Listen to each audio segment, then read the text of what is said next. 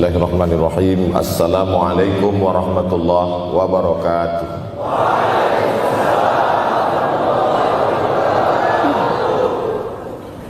Alhamdulillahi wa kafa, wassalatu wassalamu ala al-habibil mustafa wa ala alihi wa ashabihi ahli tuqa wal wafa. Subhanaka la ilma lana illa ma 'allamtana innaka antal alimul hakim. Rabbi shrah li sadri wa yassir li amri wahlul 'uqdatam min lisani yafqahu qawli. Yang sama-sama kita hormati bapak-bapak wakil rektor, tidak dapat saya sebutkan satu persatu, ketua takmir masjid, hadirin hadirat jamaah fardu subuh, bil khusus adik-adik mahasiswa mahasiswi, insyaallah kita semua dimuliakan Allah Subhanahu wa taala. Man shallas subha fi jama'atin, siapa yang salat subuh berjamaah, faka'annama shallal laila kullah, dapat pahala seperti salat sepanjang malam. Berarti kita sudah salat sepanjang malam, tapi tetap besok malam tahajud. Jangan karena sudah sholat subuh berjamaah lalu tidak lagi tahajud. Apalagi yang memang tak pernah tahajud, dan ini dijadikan alasan. Besok kalau ada orang membangunkan dia, bangun sholat tahajud, man shallas subha fi jama'atin faka'annama shallal laila kullah. Man shalla subha fi jama'atin, siapa yang salat subuh berjamaah, kana fi zimmatillah. Dalam hadis yang lain, siapa yang salat subuh berjamaah, maka sampai petang sampai malam nanti dia akan mendapatkan zimmatillah, tanggungan. Makna tanggungan, dipelihara, dijaga Allah zahir dan batin. Kalaupun dia mati hari itu, matinya dalam istiqamah dan husnul khatimah. Tapi dalam hadis ini cuma 3 Ustaz. Idza haddatsa kadzaba, bicara dusta, wa idza wa'ada akhlafa, kalau berjanji ingkar, wa idza tumina khana, kalau diberi amanah berkhianat. Dalam hadis lain, kalau sudah dilihat orang salat subuh berjamaah, insyaallah diselamatkan dari nifaq, kemunafikan dalam hatinya. Munafik diambil dari 3 huruf, nafaqa, nafaq, panal, terowongan, 2 pintu, ada pintu masuk, ada pintu keluar, punya 2 wajah, berbeda zahir, berbeda batin. Tapi salah satu tanda adalah pada salat subuh. Mudah-mudahan Allah menyelamatkan kita dari sifat munafik. Makanya perempuan-perempuan kalau mau dapat suami yang selamat dari munafik, inilah dia pasukan salat subuh ini. Selesaikan aja dulu 8 semester.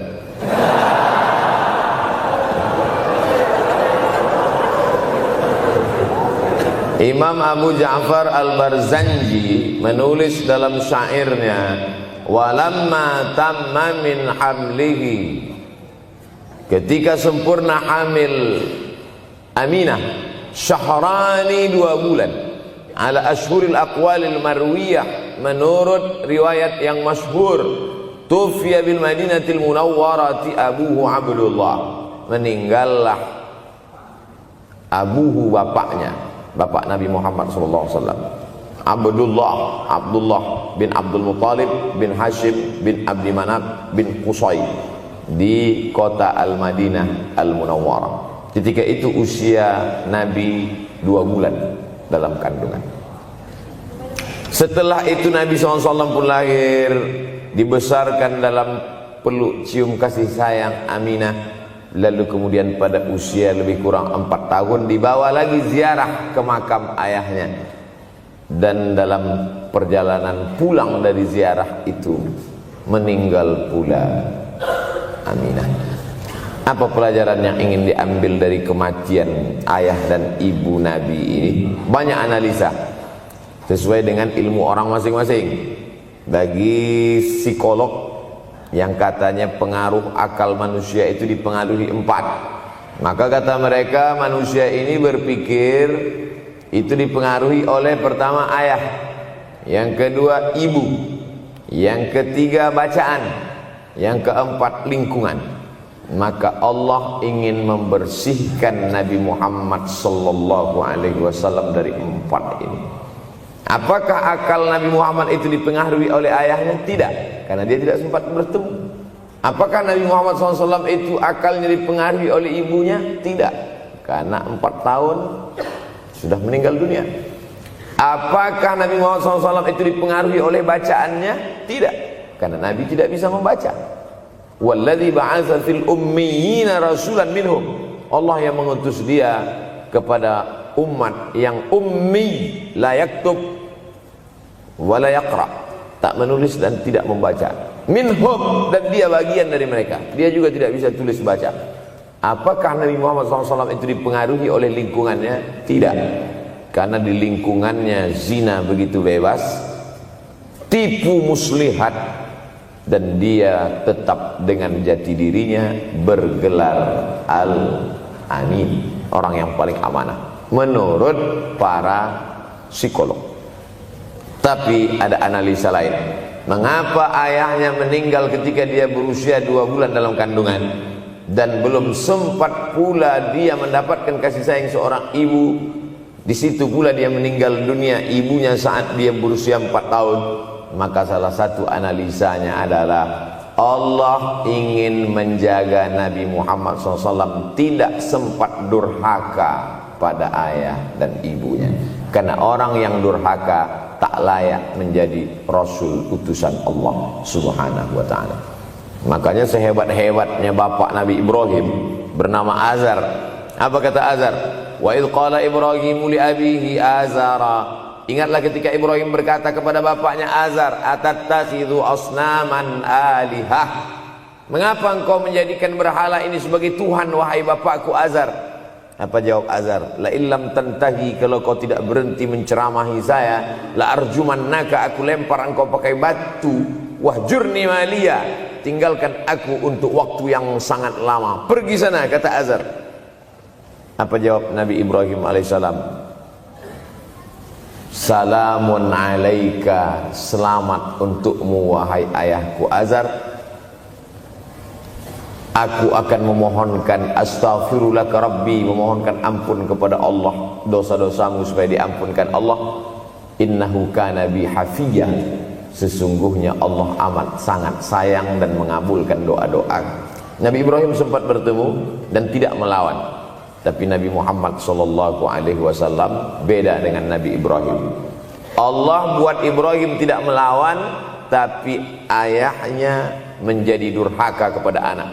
Sedangkan Nabi Muhammad SAW dua-dua dan dijaga Allah Subhanahu wa ta'ala.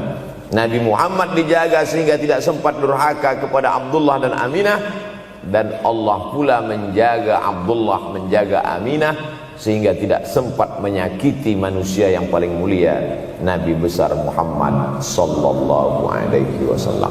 Saya tidak memilah-milih nabi-nabi, karena kita memang tidak boleh la nufarriqu baina ahadim mir rusulih. Kita tidak boleh membeda-bedakan antara satu nabi dengan nabi yang lain. Lalu yang membedakan itu siapa? Allah Subhanahu wa ta'ala. Dari cara panggilnya saja berbeda. Kalau Nabi Adam dipanggil Allah, ya Adam uskun anta wa zawjukal jannah. Nabi Yahya dipanggil Allah, ya Yahya khudhil kitaba biquwwah. Nabi Isa dipanggil Allah, ya Isa inni istafaituka 'alan nas.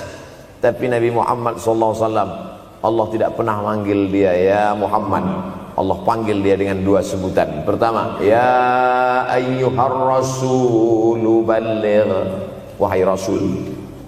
Dalam panggilannya yang lain, ya ayyuhan nabiyyu jahidil kuffar. Bukan kita yang membedakan, Allah yang membedakan cara panggilan untuk Muhammad sallallahu alaihi wasallam. Begitu juga dengan berdoa. Kalau Nabi Musa alaihissalam, dia yang berdoa, Rabbis shrahli sadri, lapangkan dadaku, wa yassirli amri, mudahkan urusanku. Tapi Nabi Muhammad tidak berdoa, Allah langsung memberi. Apa kata Allah? Alam nashrah laka sadrak. Apakah belum kulapangkan dadamu? Wa rafa'na laka dzikrak, kami angkat beban. Alladzi anqadha dhahrak, yang membebani pundakmu.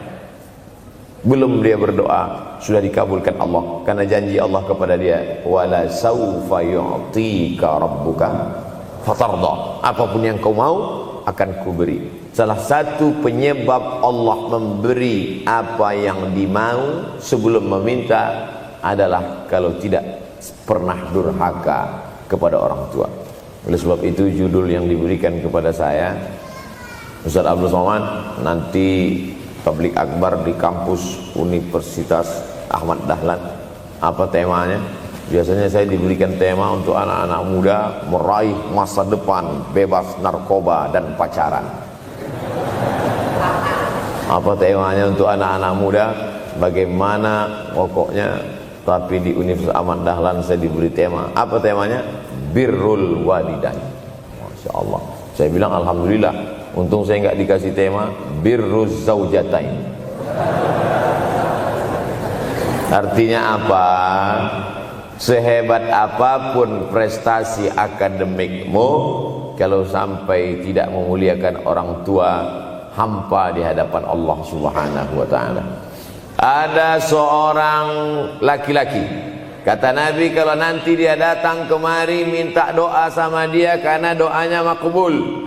Sahabat heran, karena sahabat itu definisinya man laqiyan Nabi sallallahu alaihi wasallam wa amana bihi wa mata 'alal Islam.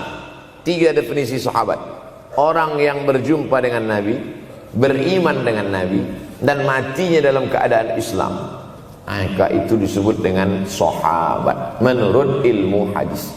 Makanya ketika saya menjelaskan itu ke mahasiswa, Aisyah yang merupakan sahabat Nabi, komplain mahasiswa. Mohon maaf Ustaz keliru. Aisyah itu bukan sahabat tapi istrinya. Kita bicara ilmu hadis.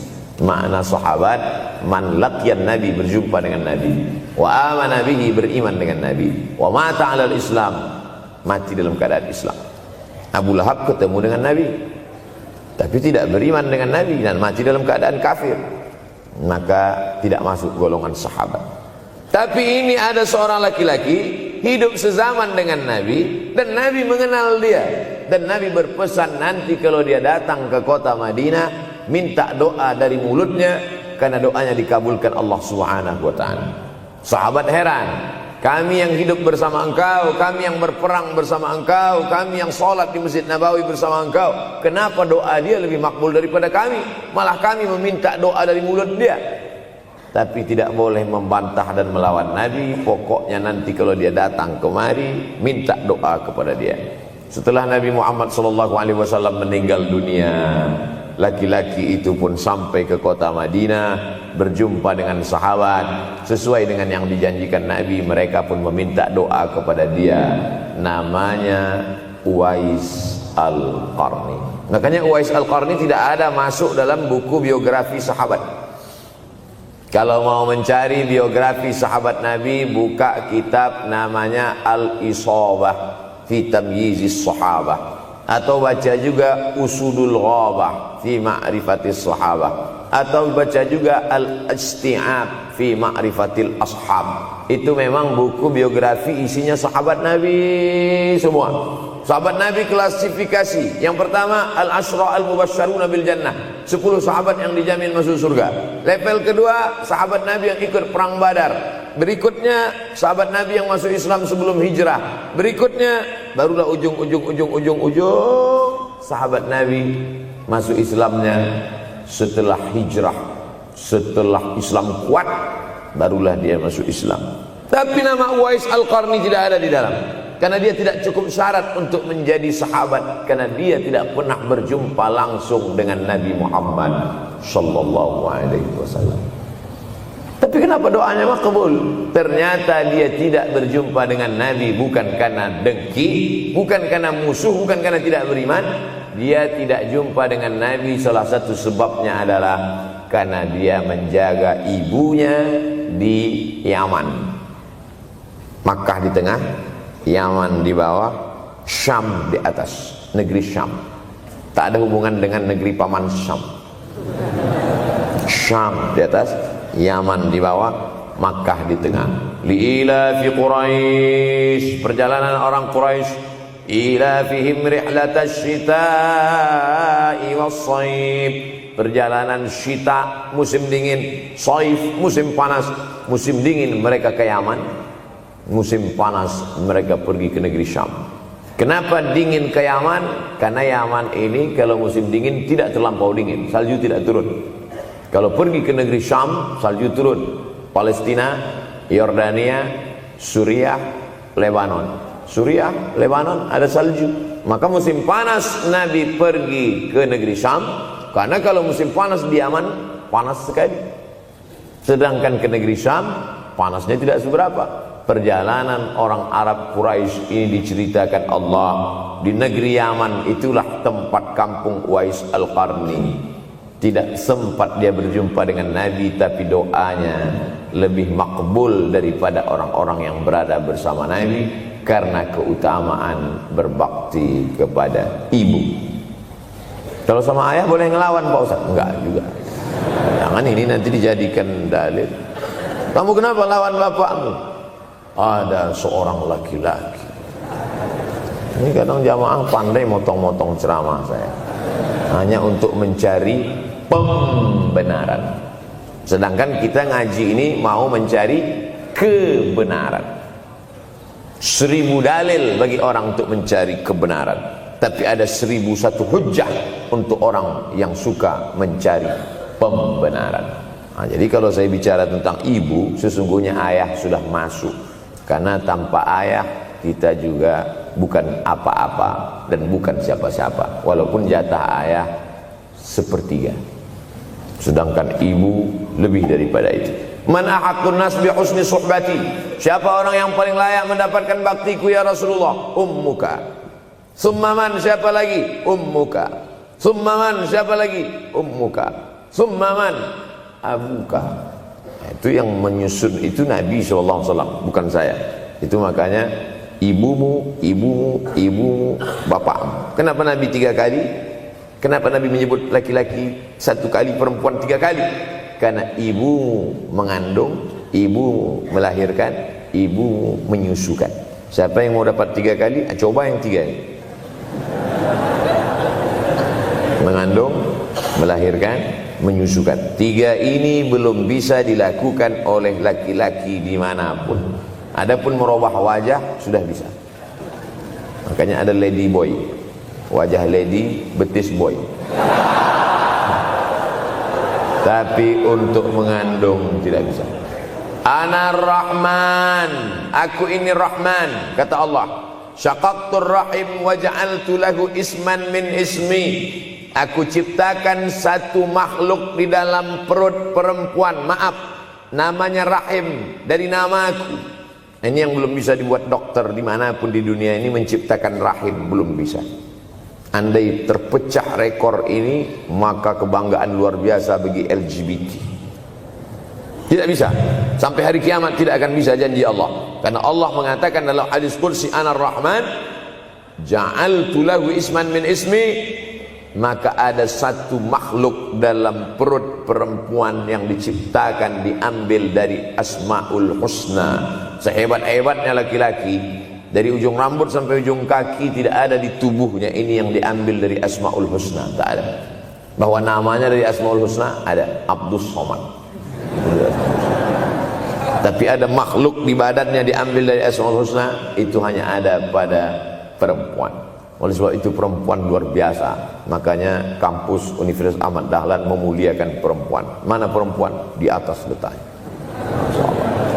Makanya saya tidak terlalu berani mendongak ke atas. Begitu hebatnya perempuan. Perempuan adalah ibumu, perempuan adalah istrimu, perempuan adalah anakmu, perempuan adalah adikmu. Maka saat engkau memuliakan perempuan, engkau sedang memuliakan 4 aspek dari kehidupan. Ketika Nabi Muhammad SAW diutus Allah ke atas muka bumi ini, salah satunya adalah mengajarkan manusia bagaimana menempatkan pada posisinya. Posisi dia adalah tempat kita menumpang. Ketika ada seorang laki-laki yang sudah sukses diwawancarai, siapa orang yang paling berjasa dalam hidup Anda? Dulu waktu saya merantau ke Yogyakarta, belum ada apa-apa, saya sempat numpang di rumah dia selama 4 bulan. Kata seorang artis dalam sebuah wawancara, Begitu bangganya dia berkata, itulah orang paling berjasa kepada saya karena saya sempat numpang di rumahnya 4 bulan. Tapi ada yang dia lupa, bukan rumahnya yang kau tumpang, bukan ruang tamunya yang kau diami, sempat numpang di perutnya 9 bulan 10 hari. Tak pernah kau sebut. Angkat tangan yang tidak menumpang di rahim, langsung dari planet Mars langsung kemari. Enggak ada. Mr. Bean yang kita semua sehebat apapun pernah menumpang di perutnya. Oleh sebab itu makanya dosa yang paling mengerikan adalah kalau ada orang jual sabu-sabu, peminum khamar, di dunianya bahagia, happy, senang. Itu Ustaz, pengedar narkoba, hidupnya aman, adem, ayam, tentram. Di akhirat azabnya baru diberikan Allah Subhanahu wa taala. Ada orang yang pelakor senior tapi hidupnya di dunia senang-senang saja, di akhirat nanti azabnya ditunda. Namanya istidraj. Istidraj diambil dari kata daraja, tertunda. Azab yang tertunda. Sudah jadi judul sinetron. Azab yang tertunda. Tapi ada satu perbuatan dosa yang pasti di dunia dirasakan. Apa itu? Durhaka pada orang tua. Orang yang durhaka pada orang tua, di dunia dia tetap dapat, di akhirat dapat sekali lagi. Itu janji Rasulullah SAW. Lama hidup banyak dirasa, jauh berjalan banyak dilihat, lama jadi ustadz banyak yang curhat. Maka tidak 1 2 itu saya lihat dalam kehidupan. Hebat, rezeki banyak melimpah ruah, tapi jauh dari kebahagiaan. Apa sebab? Janji Rasulullah SAW. Orang yang durhaka pada orang tua di dunia sudah dapat, di akhirat dapat lagi. Dapat. Di mana letak keadilan Allah? Kenapa di dunia sudah dapat, di akhirat dapat lagi? Yang di dunia itu baru DP-nya, di akhirat baru kau rasakan cash. Oleh sebab itu jangan pernah melawan pada orang tua. Jangan pernah melawan. Apapun kata dia, jurus menghadapi orang tua ini tidak banyak, 3 saja. Kalau dia marah-marah, kalau dia cerewet, kalau dia ngamuk-ngamuk, pertama diam. Pulang kampung marah dia. Saya bolak-balik kirim uang belanja, kenapa kamu IP-nya 2,0? Diam. Yang kedua, diam. Yang ketiga, diam. Kalau belum bisa membahagiakan, jangan susahkan dia. Kalau belum bisa menunjukkan prestasi, jangan susahkan hatinya. Jangan sampai belum ketemu dengan wajah kita pun dia sudah susah hati. Baru nama kita muncul di HP-nya, kumat darah tingginya. Bunyi handphone dia lihat nama kita di situ, langsung berubah detak jantung. Karena ternyata bukan nama kita di situ dia buat. Siapa? Troublemaker. Oleh sebab itu jangan susahkan orang tua. Saya tidak ujuk-ujuk langsung jadi ustadz. Saya sempat jadi mahasiswa terlama di dunia. Saya kuliah di Mesir tahun 1998 sampai 2002. 4 September 1998 menginjakkan kaki di Kairo. November pulang tahun 2002. Tidak pernah sekalipun saya menyusahkan orang tua saya. Tak pernah saya minta uang pada mereka. Sampai almarhumah emak saya bertanya, kau makan apa di sana? Makan nasi, saya bilang. Dari mana dapat uang? Beasiswa saya cukup, Mak. 162 pon. 50 untuk makan, 50 untuk rumah, tinggal 62. 20 dibagi lagi untuk ongkos, 20 untuk buku, 20 disimpan, mana tahu demam sakit gak ada uang. Sampai pulang. Sampai akhirnya dia kasih tanya, gimana caranya ngirim uang supaya nanti di akhirat kalau Allah bertanya, pernah gak ngirim uang? Pernah. Ya, saya tak mau menyusahkan. Saya menganggap kalau nanti saya minta hatinya susah, kalau nanti saya banyak minta, saya tak bisa balas, maka saya bukan berarti mengajak adik-adik tidak minta uang. Saya paham, tak semuanya dapat beasiswa. Artinya minta, cuman kalau minta ya pulang nanti sampaikan ke orang tua, saya sudah dengar ceramah Ustaz Somad, maka saya tidak minta lagi, man. Tidak.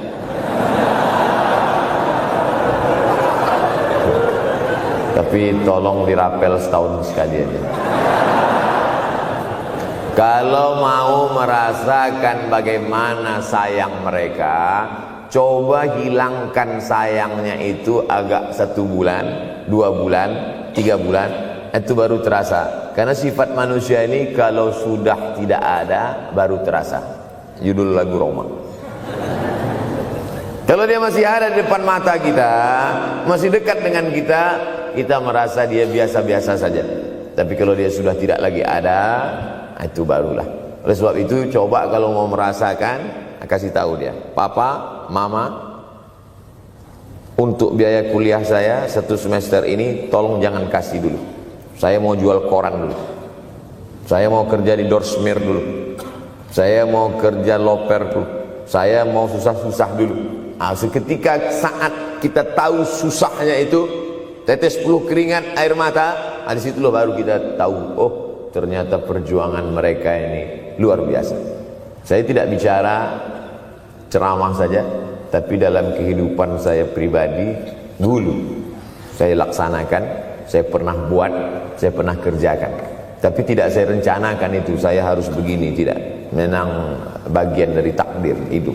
Mungkin tidak minta uang itu karena jauh ke Mesir. Kalau seandainya dekat, sering juga minta. Nah, memang dikondisikan saya untuk terbang jauh ke Mesir, lalu kemudian setelah jauh itu tidak meminta, tapi kemudian setelah pulang berjumpa, sempat bersama orang tua.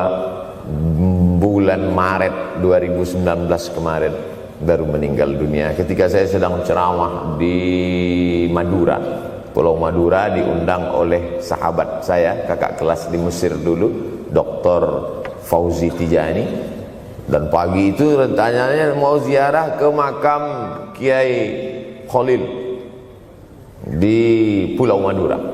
Begitu mau ziarah langsung dapat SMS segera pulang karena orang tua meninggal dunia. Akhirnya saya langsung ke airport Surabaya dan langsung pulang. Sebelum malam sudah tiba pemakaman. Artinya apa? Penyesalan panjang, kenapa tidak mencium tangan orang tua, kenapa tidak? Karena saya pikir masih lama ini. Nah, ini satu kekeliruan. Di mana-mana selalu saya sampaikan, jangan pernah berpikir usianya masih lama walaupun dia sehat. Karena sehat walafiat, tidak ada kurang satu apapun. Masih lama. Ternyata apa yang terjadi? Berangkat hari Sabtu, hari Ahad tausiah, hari Senin pagi, tanpa sebab, tanpa penyakit. Oleh sebab itu kalau masih hidup orang tuamu di rumah, pulang. Tapi jangan ini jadikan alasan. Besok nggak masuk kelas, kemana? Pulang semua.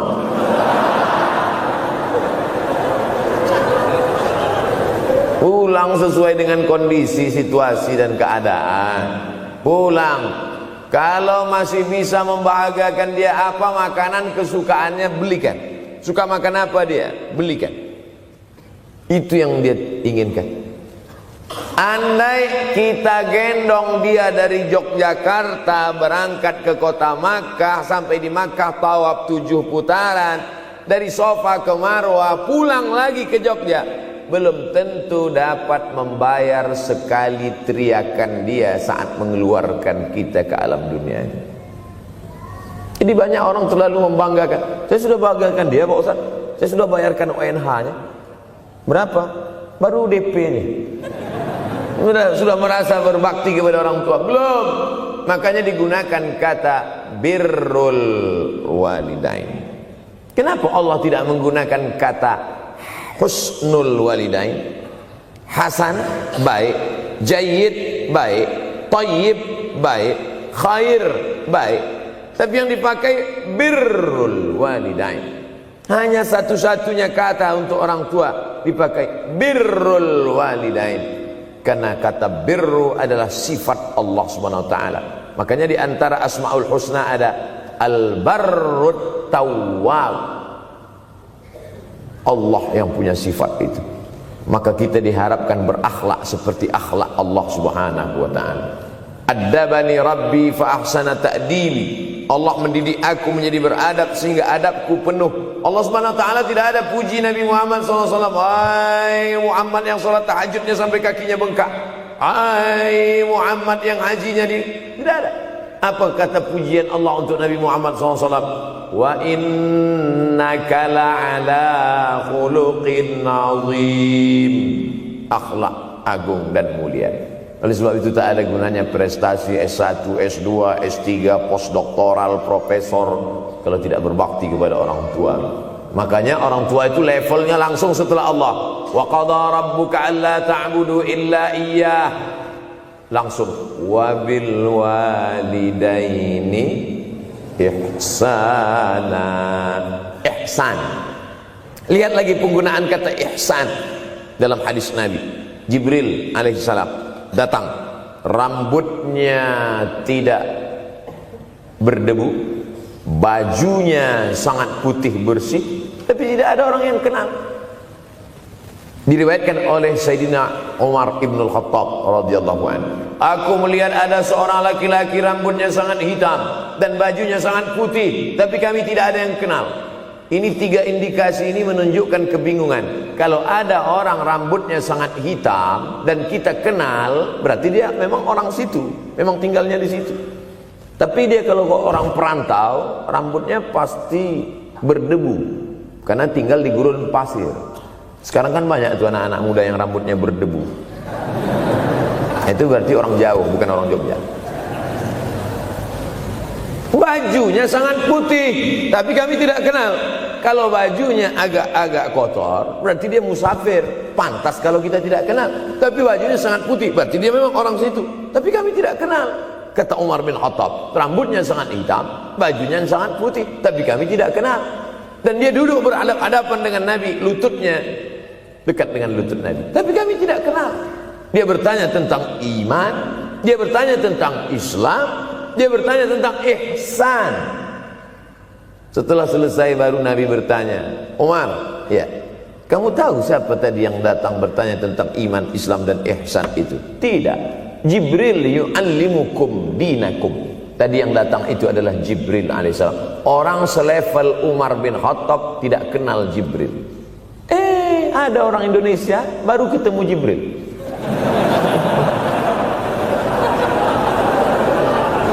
Umar bin Khattab kalau lewat di suatu jalan, kalau Umar bin Khattab lewat jalan Sudirman, maka setan lari ke jalan lain. Ini ada orang satu perjalanan sama setan, ngaku kenal dengan Jibril alaihissalam. Makanya kalau baca hadis, satu hadis, tapi analisa dari hadis itu banyak sekali. Umar tidak kenal dengan Jibril kecuali setelah Nabi Muhammad SAW yang bercerita mengenalkan. Dari mana Nabi tahu? Nabi dapat wahyu dari Allah Subhanahu wa ta'ala. Tapi ada analisa lain. Apa maknanya? Allah menggunakan kata ihsan untuk orang tua, Nabi menggunakan kata ihsan untuk Allah. Ihsan untuk Allah, anta'budallaha ka'annaka tarah, kau sembah Allah seakan-akan engkau melihat dia. Fa in lam takun tarah, kalau kau tidak bisa melihat dia, fa innahu yarak, sesungguhnya dia yang selalu melihatmu. Tidak pernah putus ihsan. Ihsan Allah kepada kita, tidak pernah putus pengawasan Allah. Bagaimana ihsan kita kepada orang tua? Tak pernah putus bakti walaupun dia sudah meninggal dunia. Makanya kita tetap membaca walaupun dia sudah masuk liang lahat, jam 2 malam bangun, Rabbil firli wali walidayya warhamhuma kama rabbayani shaghira. Ada seorang sahabat Nabi namanya Sa'ad. Sa'ad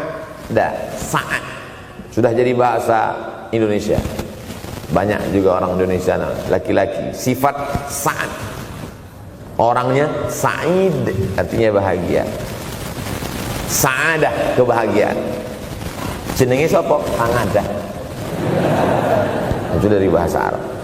Sa'adatun, bahagia. Datanglah seorang laki-laki bernama Sa'ad menjumpai Nabi sallallahu alaihi wasallam. Ya Rasulullah, wahai Rasulullah, ummi matat, ibu saya sudah meninggal dunia.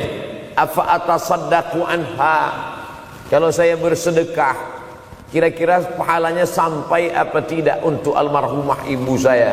Kata Nabi, tasaddaq, silakan engkau bersedekah. Ayu sadaqatu afdal, sedekah apa yang paling afdal? Saqiyul ma, memberi air minum. Memberi air minum, niatkan untuk almarhum almarhumah, kata Nabi, tasaddaq, silakan sedekah. Langsung tanpa pikir panjang, apa kata Sa'ad?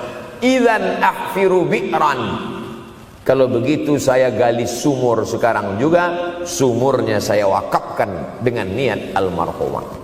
Oleh sebab itu, yang orang tuanya sudah meninggal dunia, pulang dari sini jangan gali sumur, cukup telepon, assalamualaikum, sumur bor. Cari pondok pesantren yang kesulitan air, pergi ke kaki-kaki gunung, orang mencari air satu jerigen mikul 5 km jalan. Di situ tempat minum lembu, kerbau, di situ juga mereka mengambil air. Cari, galikan, mengalir air sumur untuk mereka, mengalir pula sampai ke liang lahatnya. Itu bakti kita. Pulang dari sini, cari pondok pesantren, panti jompo, panti yatim. Assalamualaikum Bapak pimpinan yatim, saya lihat ini kamar mandinya sedikit, orang ngantri banyak, keran air tidak ada. Gimana ini? Berapa lagi yang perlu sumur bor di sini? Kami perlu kira-kira 5. Insya Allah. Bapak mau bantu? Enggak, nanya-nanya aja. Nih, ini akan menolong di hadapan Allah Subhanahu wa Ta'ala. Tapi kalau dia masih hidup, masih ada, senangkan hatinya. Pulang dari Universitas Ahmad Dahlan Yogyakarta dengan membawa selembar kertas. Apa itu? Transkrip nilai semester ini IP 4. Siapa yang tidak bangga? Bangga orang tua. Saya pulang dari Mesir, saya bawa ijazah LC. Satu lagi ijazah dari Maroko, MA. Ini mak, ijazah LC MA. Saya sudah lihat dia nampaknya tak bahagia. Karena dia dulu waktu saya kecil nyuruh saya, kamu mesti doktorandus. Itulah cita-cita ya dia yang tidak sampai. Saya mesti doktorandus. Di mana mau mencari titel doktorandus sekarang? LCMA. Saya bilang, mak, ini LCMA ini lebih hebat dari doktorandus. Artinya apa? Bahwa menyenangkan hati orang tua itu ketika hati dia terbuka, bahagia, disitulah pintu-pintu rezeki itu terbuka. Turun barokah-barokah itu. Buah kalau matang itu dijolok, jatuh. Dan menjatuhkan rahmat Allah itu, membuka pintu-pintu langit, mengetuk pintu-pintu rahmat dan ridha Allah dengan ridha orang tua. Makanya kata Nabi, ridha Allah fi ridhal walidain. Kalau Allah ridha, maka semua yang kau mau dia berikan. Orang kalau sudah ridha itu artinya senang. Orang kalau sudah senang, semua dia kasih. Apa yang ada di tangannya, itu dia berikan. Tadi malam sampai di hotel, datang seorang jamaah, buka cincinnya. Cincin paling dia sayang, dia kasih ke saya. Laki-laki. Nah nih Ustaz Somad, ambil. Duduk saya tadi, duduk, datang anak muda, dia lihat saya tak pakai sorban, dikasihnya sorban. Cuman akadnya belum jelas apa ngasih atau pinjam, Allah. Orang kalau sudah senang hatinya, semua dia kasih. Begitulah orang kalau sudah dapat ridha Allah Subhanahu wa Ta'ala. Kita baru berharap dapat ridha Allah. Makanya habis salat subuh selalu diajarkan, raditu billahi rabba. Aku ridha engkau sebagai Rabbku ya Allah. Apakah Allah ridha terhadap kita? STJ, status tak jelas. Cara mendapatkan ridha Allah, pancing dengan ridha orang tua. Senangkan hatinya, terbuka pintu rezeki. Makanya sulit hidup kita, sempit. Dari kerut kening kita udah kelihatan. Kenapa? Karena tidak ada ridha Allah akibat tidak pernah menyenangkan hati orang tua. Senangkan orang tuamu, jadikan dia seperti raja, maka rezekimu akan melimpah seperti rezeki raja-raja. Bukan hadis Nabi, dapat saya dari grup WhatsApp. Senangkan saja hatinya, apa yang dia mau beri, tapi dengan cara yang halal. Nah, ini harus dalam kurung syarat dan ketentuan berlaku. Jangan gara-gara ceramah ini nanti pulang kalian ke rumah, papa, mama, ini ada mobil, ini ada rumah, ini berangkat pergi haji. Wow, orang tua senang, 2 bulan masuk KPK. Innallaha tayyibun, Allah maha suci, la yaqbalu illa tayyiban. Allah tidak menerima kecuali yang suci-suci saja. Wa anfiqu, berinfaklah. Wa anfiqu, bersedekahlah. Wa anfiqu, berwakaflah. Wa anfiqu, berzakatlah. Min thayyibat, yang baik-baik. Yang tidak baik tidak diterima Allah Subhanahu wa taala. Kamu lagi ngapain? Nyuci. Lagi ngapain? Nyuci. Pakai air apa? Air kencing. Begitu kata Syekh Abdul Wahab Asy-Sya'rani dalam kitabnya Tanbihul Mughtarrin. Tanbih, peringatan. Mughtarrin, pada orang yang tertipu, menyangka sedang berbuat baik padahal sebenarnya tidak baik. Itu yang disindir Allah dalam Al-Quran. Wa yahsabuna annahum yuhsinuna sun'a. Mereka menyangka sedang berbuat baik. Ini juga tidak betul. Niatnya sudah baik, membahagiakan orang tua, tapi caranya tak betul. Mama, papa, alhamdulillah kuliah saya sudah selesai, ini skripsi saya.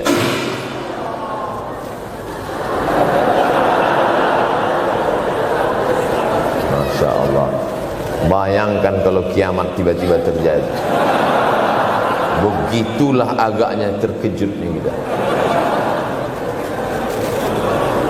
Kiamat terjadi tapi belum sempat berbakti kepada orang tua. Dosa belum sempat meminta maaf. Silap dan salah, berapa kali kita kencing di kainnya yang bersih. Berapa kali dia tidak jadi tahajud gara-gara kita menangis dari Isya sampai subuh. Pakai pengawet nangisnya. Tapi kita tak pernah sadar itu. Kita menganggap kita di dunia ini dibesarkan angin.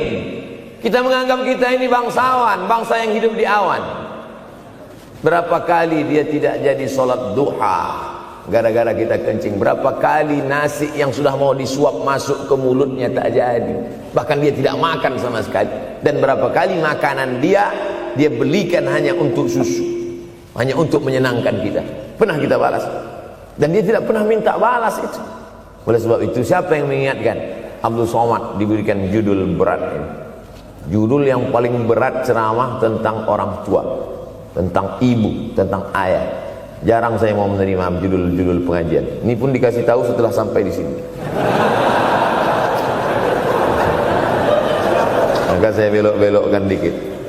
Air mata udah mau menetes, belokkan.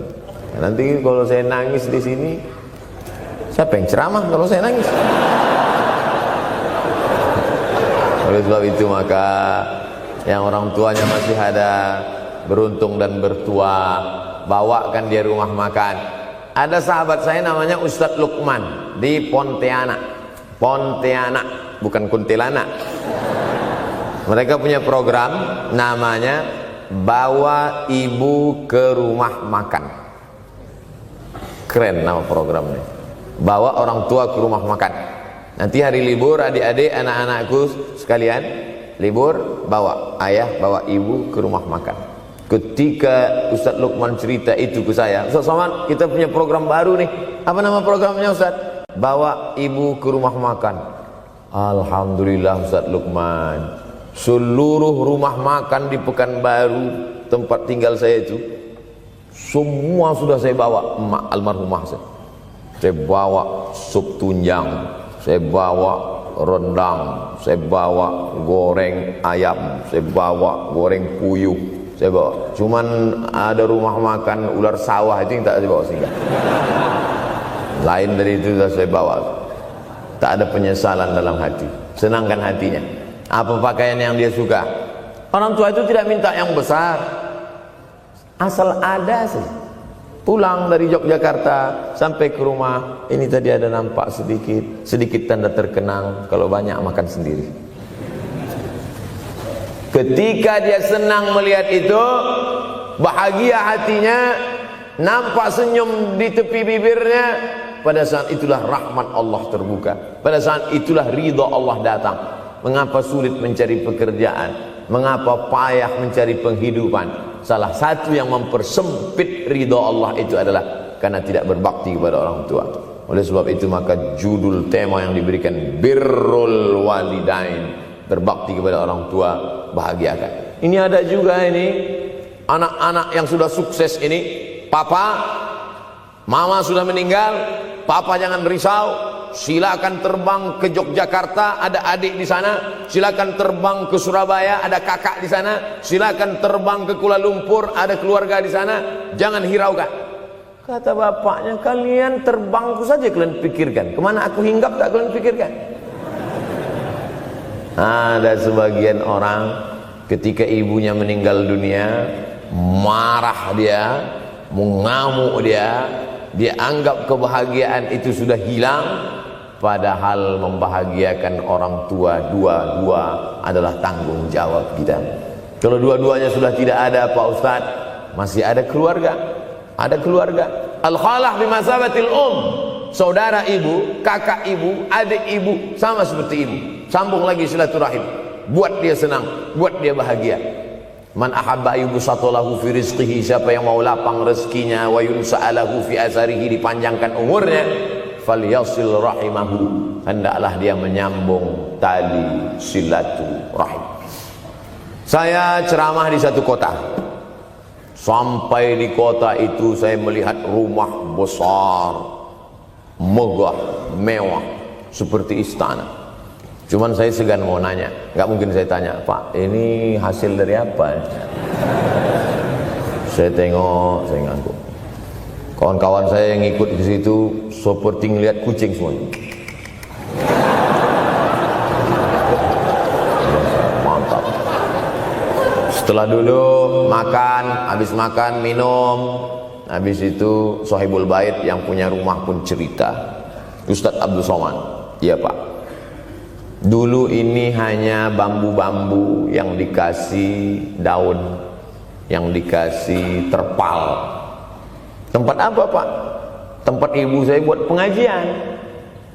Setiap tahun dibuat begitu. Pasang tiang-tiang kayu, pasang terpal, daun-daun, pengajian ramai. Sampai akhirnya saya berkata, Bu, pengajian kita hentikan saja, stop. Saya tidak sanggup lagi pasang tenda, pasang terpal ini. Tapi akhirnya apa kata ibu saya? Nanti setelah saya tidak ada, pengajian ini terus kamu buat. Allah bukakan pintu rezeki Ustaz Somad. Inilah yang terjadi sekarang. Saya belikan orang tua saya itu rantai, saya belikan gelang, saya belikan cincin. Bulan depan saya datang, sudah nggak ada lagi. Mana gelangnya Mak? Nggak ada. Mana rantainya Mak? Nggak ada. Mana cincinnya? Nggak ada. Kemana? Itu kan emas mahal. Sudah saya jual. Untuk apa? Untuk bersedekah ke fakir miskin. Rupanya gelangnya, rantainya itu habis dia berikan sedekah fakir miskin. Tobatkah si bapak untuk berbakti? Tidak. Bulan depan dia belikan lagi.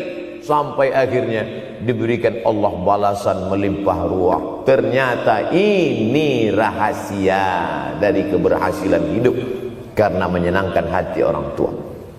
Saya tak sebut nama, saya tak sebut lokasi, tapi yang mau berkunjung nanti saya kasih lokasi tepatnya.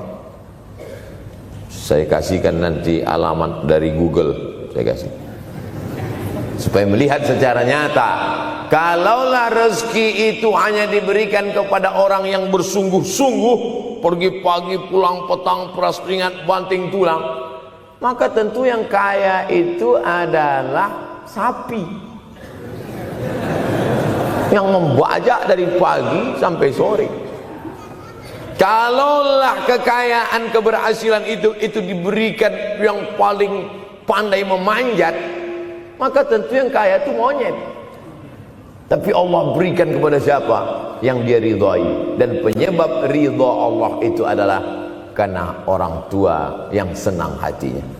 Yang sempat durhaka, tidak sempat minta maaf, meninggal dunia dia sudah, apa boleh buat? Kau sudah booking seat di neraka. Yang sudah sempat durhaka, tidak sempat minta maaf, meninggal dunia gara-gara dia pecandu narkoba, pemabuk, pezina, mati. Orang tua dalam keadaan susah. Berapa kali saya ketemu ibu-ibu selesai pengajian, pergi saya ke tempat parkir, ibu tua 70 tahun menangis. Ibu nangis kenapa bu? Anak saya Pak Ustaz. Kenapa dia? Disuruhnya saya jual tanah. Mama jual tanah. Untuk apa mama megang tanah? Udah tua aja pun jual. Mestinya anak itu yang menyenangkan hatinya di hari tuanya, bukan malah menyuruh jual tanahnya. Jual tanah supaya dia bisa bangun rumah, jual tanah supaya dia bisa menyekolahkan anak-anaknya. Na'udzubillah. Sudahlah tidak membahagiakan, malah menyusahkan. Ustaz, anak saya nyuruh saya jual tanah saya supaya dia senang, supaya dia dapat duit. Gimana nih Pak Ustaz? Mungkin si ibu berharap saya menjawab, ibu sabar aja ya bu, sabar ya. Ibu salah tanya bu. Kalau mau sabar cari ustadz lain, ada spesialis sabar, bukan saya. Begitu dia kasih tahu, anak saya maksa saya jual tanah saya, Pak Ustadz gimana? Mana alamat rumah anaknya? Mana? Saya mau datang. Mana? Anak durhaka, neraka jahanam tempat kau.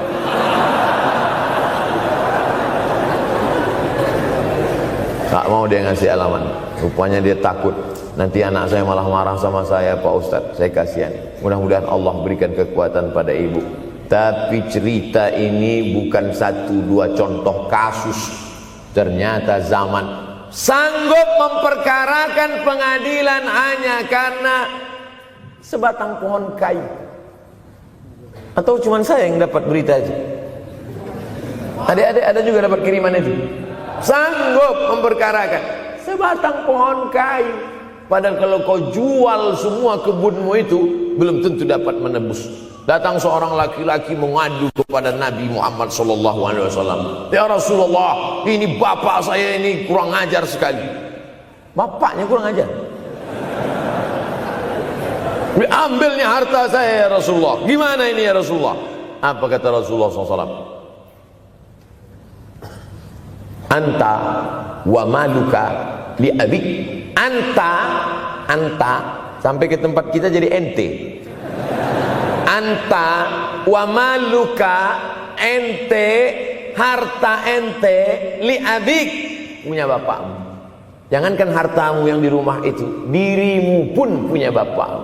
Nabi membela, seolah-olah Nabi berkata, apa yang diambil itu belum ada apa-apanya dibandingkan melepuh kulitnya untuk memberikan engkau sesuap makanan yang halalan thayyibah. Orang yang durhaka pada orang tuanya, insya Allah anaknya juga akan durhaka kepada dia. Oleh sebab itu maka jangan pernah durhaka. Kalau sempat durhaka lalu kemudian meninggal dunia dia, Pak Ustaz, sudah meninggal pun tetap masih bisa berbakti. Pertama dengan doa, kedua dengan sodakoh. Kalau kebetulan rezeki banyak sodakoh. Kalau tidak ada rezeki melimpah, doa. Bangun malam, Rabbi firli wali walidayya warhamhuma kama Rabbi firli, ya Tuhanku ampunkan aku, wali walidayya, ibu dan ayahku, warhamhuma, sayangi mereka berdua, kama, sebagaimana Rabbayani shaghira, sebagaimana mereka mendidik aku. Coba kita lihat susunan kalimatnya, seperti ada kekeliruan kalimat. Na'udzubillah, mana mungkin kalimat Allah keliru. Allah ingin menegur kita, sayangi mereka sebagaimana mereka mendidik aku. Mestinya kalimatnya kan tidak begitu, sayangi mereka sebagaimana mereka menyayangi aku.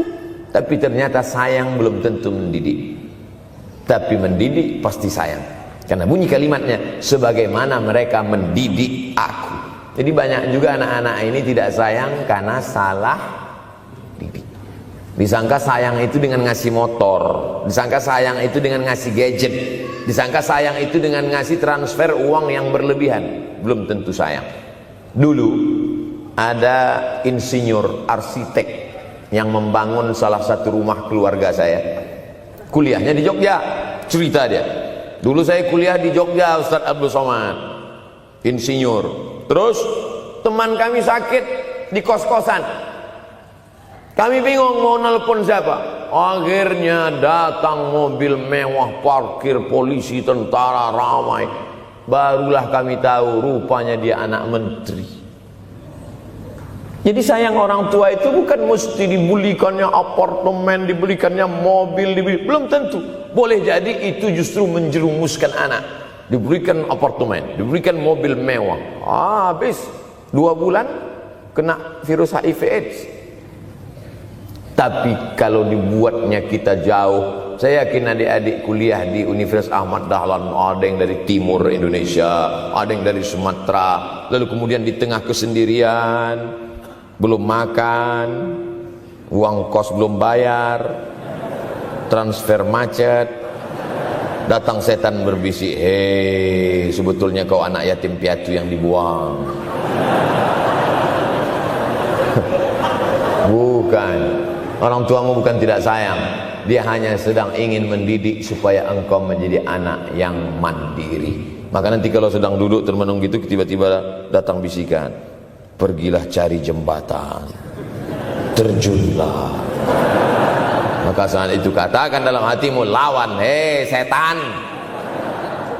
Orang tuaku sayang kepadaku, dia hanya ingin supaya aku mandiri. Ada orang tua yang salah didik kepada anak-anak, sampai mengikat tali sepatu pun anak tidak pandai. Baru mau mengikat tali sepatu, sudah diikatkan. Baru mau makan, sudah disuapkan. Akhirnya anak tidak punya keberanian untuk hidup. Harta dia punya, uang dia punya, materi dia ada, satu yang dia tidak punya, tidak ada mental. Tapi anak-anak, adik-adik Universitas Ahmad Dahlan adalah orang yang punya keberanian untuk hidup. Betul? Yang di hadapan saya ini, siapa yang tidak punya keberanian hidup? Ini yang jam 5:30 masih belum hidup lagi. Ada ini tidak punya keberanian untuk hidup, hidupnya terlambat. Tapi mahasiswa Universitas Ahmad Dahlan punya keberanian untuk hidup. Bahkan mungkin dia lebih dulu hidup daripada saya. Lebih dulu bangun dia tadi. Alhamdulillahillazi ahyana ba'da ma amatana wa ilaihil nusyur. Tengok jam. Oh, rupanya masih jam 1. Tidur lagi.